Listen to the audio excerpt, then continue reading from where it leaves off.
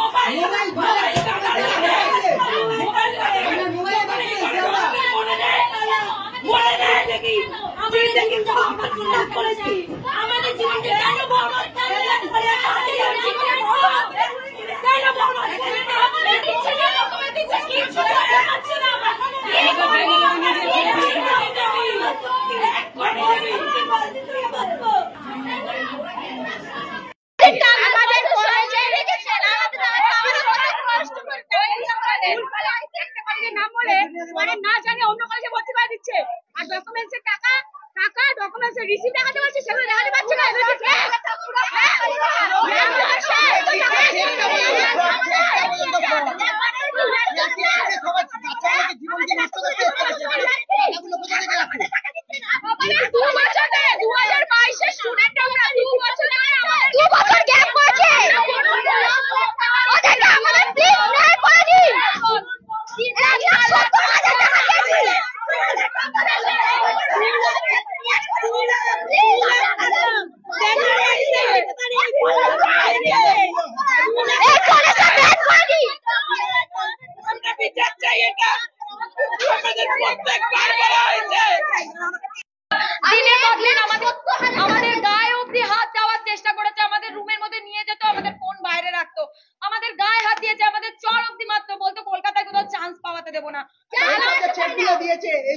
Totally fraud.